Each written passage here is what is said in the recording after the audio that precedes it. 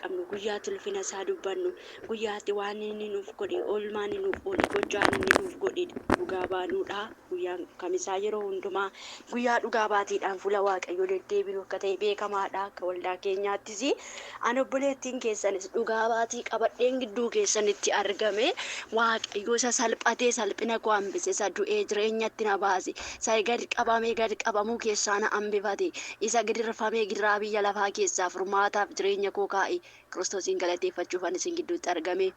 Duuteetti jennaan jireenya jedhe salphattee jennaan ulfina jedhe galanni Yesuusiidhaaf haa ta'u. Mee namni Kiristoos gargaaree gargaarsa isaa oolmaa isaa gochuusaa ofirratti beektu duwwaan ililleedhaan Waaqayyoon naaf galateeffadha.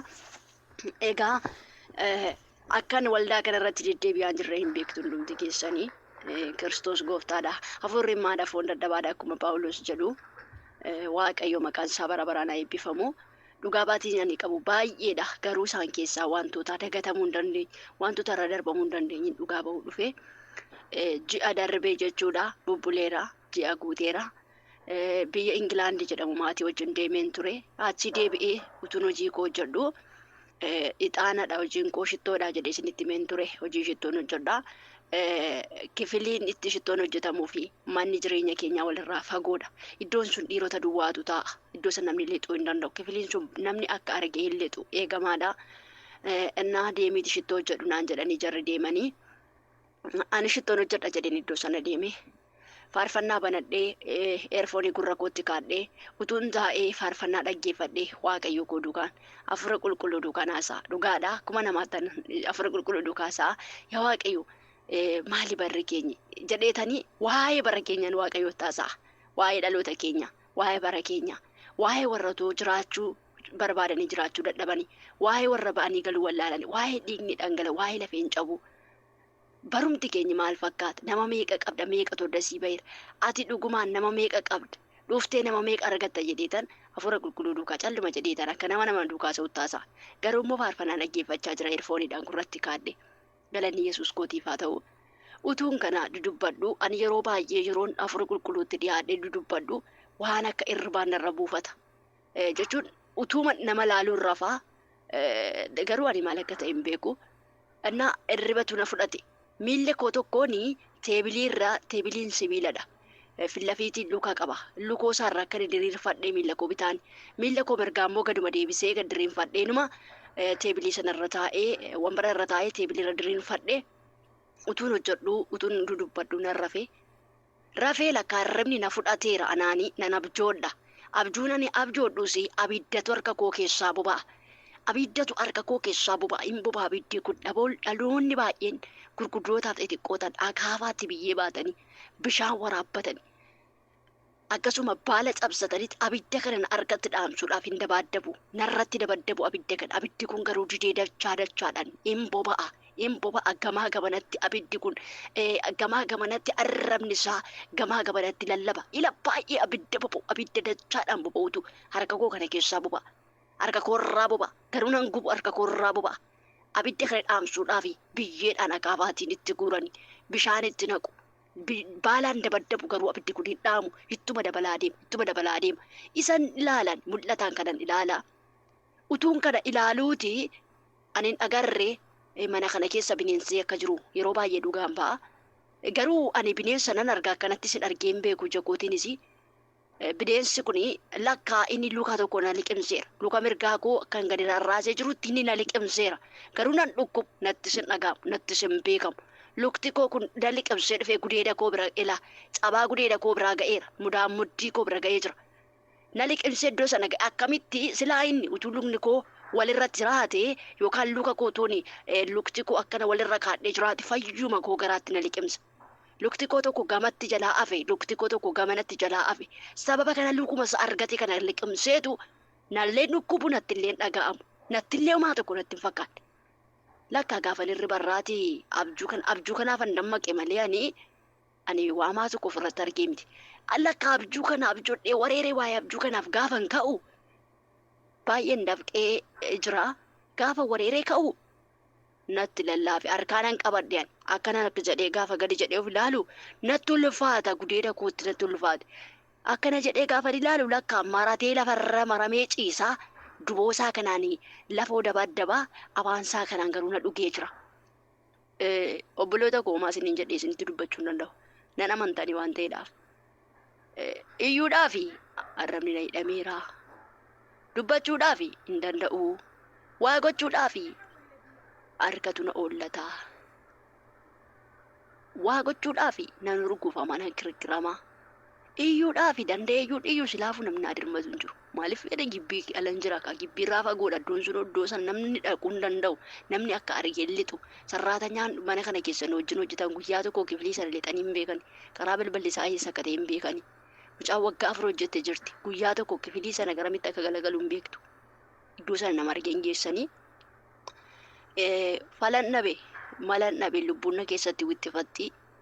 Garuu akka nama 1000 gidduu jiruutti namoota uffata adii uffatan uffata adii qulqulluu uffatan duwwaan biratti argaa in sodaatiin ani siif gaachana keeti jecha jedhu duwwaan ofirratti dhagaye. Arrabni koo hidhameeraa nan holladhaa. Homaa gochuu hin danda'u. Keessaa ba'uudhaaf keessaa ba'uu hin danda'u.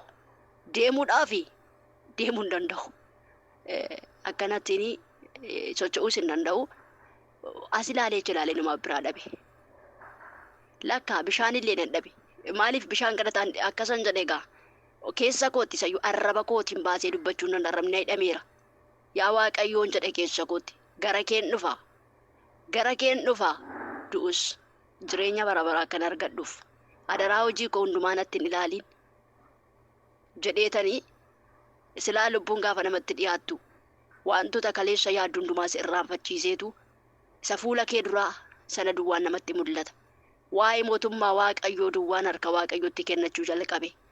Utuun akkana jedhuun as ilaalee homaa bishaan illee biraa dhabe. Silkii koollee biraan qabu. Isumayyuu miskoolillee kanan itti godhullee jarumattiyyuu silkiin koo na bira hin jiru. Ka'ee fudhachuus hin danda'u. Akkanattan utuu wataawwatadhu. Maqasii ittiin gaattiraa waan argee mulaan. Ittiin kaartoonii waan argee qaraxxaafdha. Isa akkanatti biratti arge. Egaa anaafis lubbuudha isaafis lubbuudha. Inni lubbuudhaaf na liqimsuudhaaf afaan banata. Egaa ija isaa keessa ilaaluu hin danda'u. Iji isaa kun ijuma horii ijuma jabbii fakkaata. Kululli kudheetas yoon na ilaalaa yeroo inni na ilaalu sanatti ijji koo isa ilaaluu dadhabe. Deebisiituun isa ilaaluu dadhabuuti abiddi tokko gaafa natti qabatu anillee na wixxisa itillee wixxisa maqasii fuudhee afaansaa keessa galche. Afaansaa keessa galcheen harki koo walitti qabuu dadhabe. Afaanuma isaatti galcheen inni asii ol tirata ani maqasiin gaditti dhiiba. Yeroo inni asii ol na dhugu afaan banee yeroo inni na dhugu karaa kalaadaa ilkaan isaatii dhiiseetan karaa bukkeesaa karaa laagaasaa bukkeedhaanan maqasii kanaan laagaasaa baqaqse. Hojii Waaqayyooti harki kooyyuu danda'e walitti hin qabne. Hafuuruma qulqulluufaan addaasee bade. Hin tarsa'e gargar baqaqe gaafa gargar baqaqu washkat jedhee lafatti. Akka nama minxaafii adii qulqulluu miicee bishaan keessoo isaatti danatee guddatee gaafa afan mukarra taa'uu dadhabee lafatti gajjiguutti na keessa isaatii gadi washak jedhee lafatti gajjige. Gargar baqaqe. Gaafa inni akkanatti gargar baqaqu uffanni koo siruma hin jiru. Horii yeroo dhalu dildhuu kan fakkaatuun qaamni koo hundinuu loqoqaa kanaatiin golgamee shaffanamee jira. Miila koo akka ta'e hin beeku. Sababiin isaa miilli koo dhiita'iras bokokee fanadda'eera. Miilli koo sun mooyyee biyyatti hin beektu ijoolleen baadiyyaa irraa dhuftan. Mooyyee biyyatti ittiin waan arge qimamiituman fakkaata miilli koo. Isumayyuu immoo ka'uu hin danda'u eeguma inni lubbuun isaatii ba'ee eeguma inni gargar baqaqee keessaa faanni koo ba'eeyyuu ka'uu hin danda'u socho'uu hin danda'u. Ofan darbadhe gaafan of darbadhu duboosaa kana gajallaattan lafa dha'e. Teebiliraan of darbadhe gadi. Maaliif miila qabu kaa miila koo socho'uu hin danda'u.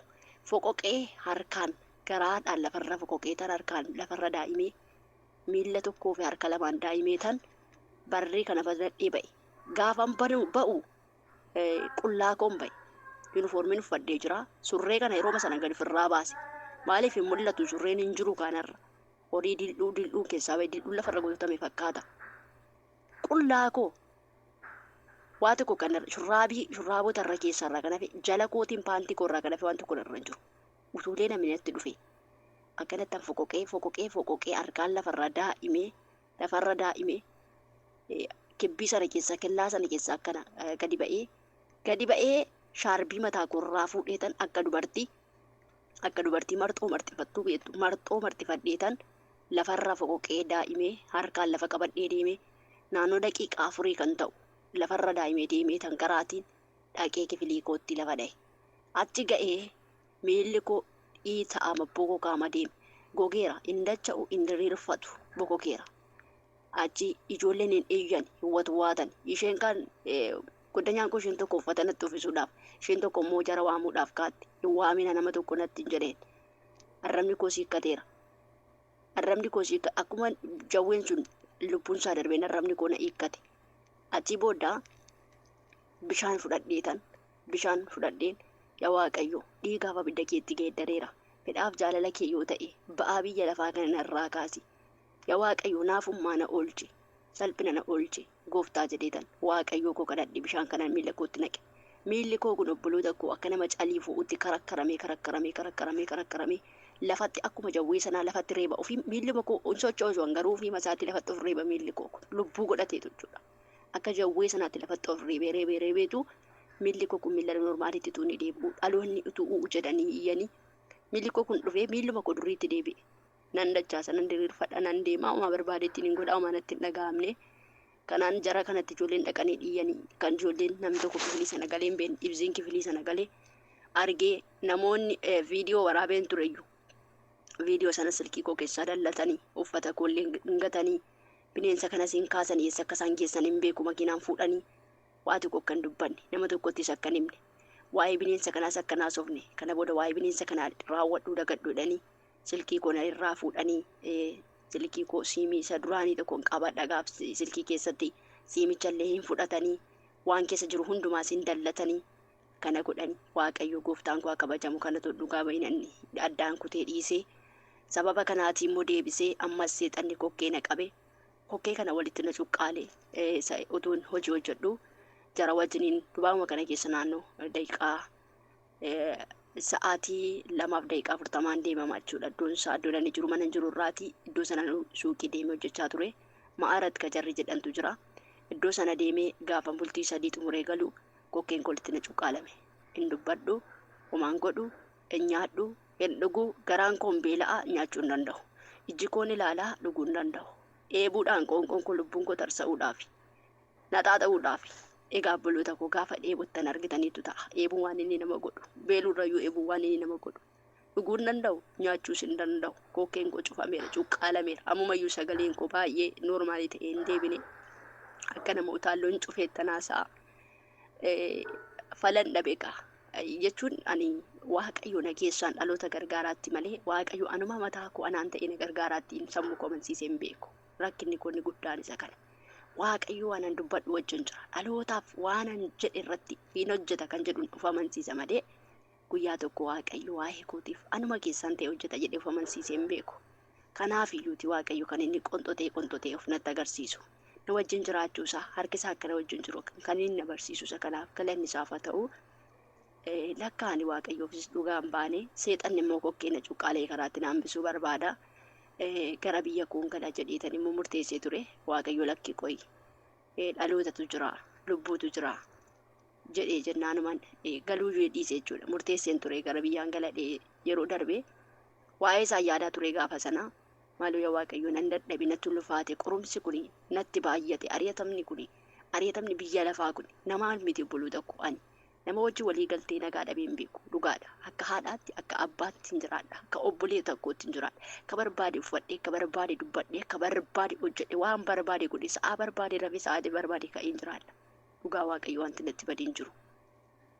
Isaantu na hooggana miti natu hoogganee jiraataara. Garuu karaan beekamni nan qorama. Karaan beekamni nan lolama. Karaan beekamni dhoksaatti nan ari'atama. Galanni Yesuusiidhaaf haa ta'u. Qoraattiin biyya lafaa dhaloota Kiristoos ijarraa qabu waraanee baddu baasu. Hin waraana malee. Waaqayyo haa eebbifamu. Achumaan kokkeen kun na cuqqaalamee maa tokko gochuu hin danda'u. Bultii 3 ciise. Bultii 3 kana keessatti bishaanis midhaanis utuu hin jedhin.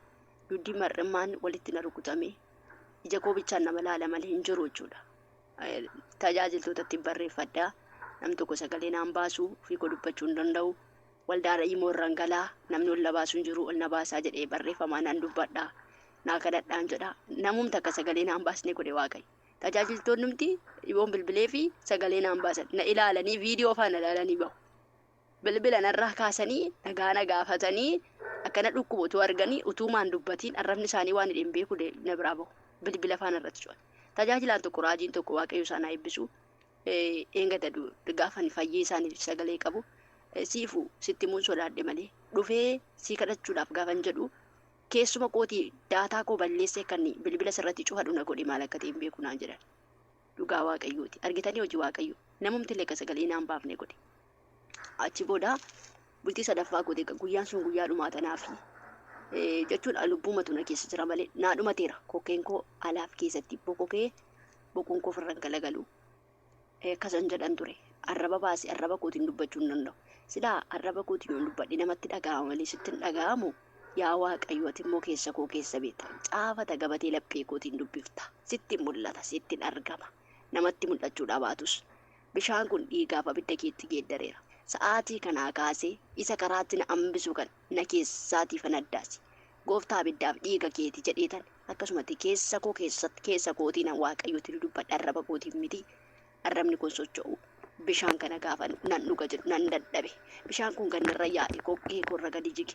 Akkuma bishaan kun kokkee korra gadi jigeetti abiddatu natti qabachaa deeme. Nan dafqe nan holladhe. Mimmaan ija lamaanii ganna keessaatii jige. Utuun akkana jedhu ijoolleen iddoo taa'anii ka'anii wareeranii ijoollee iddoo taa'an wambarirraa ka'an na bira taa'aa jiru turan. Galgala keessa naannoo isaatti sagaliiti. Halkan keessaati naannoo isaatti sagalee akka biyya Arabaatti jechuudha. Akka Itoophiyaa isaatiin lama halkan keessa. Achi booda utuban kana jedhu xiqqoo tokko hamma imimmaaniin gad of keessa dabarse. Akkuma na keessa darbeen xaa godhee akkuma hiddii irra jataniitti na keessaatti xaa jedhuun dhagaye. Yeroo sanaa kaasee dhiigni catee na keessaatti ba'uu jalqabe kan tare qo'aa suura isaa isiniif hin erga rifatina guddisee isiniif hin ergu garuu hojii Waaqayyoof bicuusii isiniin erga irraa kute citeetu dhiigatu malaa wajjin na keessaa fanadda'ee Waaqayyo du'a na hambisee boloota koo salphina na oolchee galata narraa barbaada. Lammiin koo qomoon koo sanyiin koo gaddarraa hafee ba'anii galuu wallaaluu karaa hattafuu na oolchee Yesuusii. Kokkeen koos normaalitti deebi'ee sagaleen koos naa baname nan nyaadha nan dhugaa nan hojjedha nan dubbadha nan kadhadha nan danda'a Waaqayyoof na dandeessisee salphina na oolchee qaanii na hambifatee ililleedhaan daa'imaati lafarra daa'imaati imimmaaniin Waaqayyoon naa galateeffadha. Warri danda'ummaa harka Waaqayyoof irratti beektan duwwaan. Akkaataan itti Waaqayyoon galateeffadhu hin beeku. Akkamitti akka Waaqayyoon galateeffadhee guddummaa isaa ibsuu danda'u hin beeku. Du'a nafee salphina nafee karaa hattafuun oolee buloota koo fayyaa bahee reeffa koo galuu hambise Waaqayyoo afaan bineensaa afaan salphinaa keessaa na oolchate. Kokkee koo cuqqaalame na keessaa fanaddaase afaan bineensaa keessaa na baase.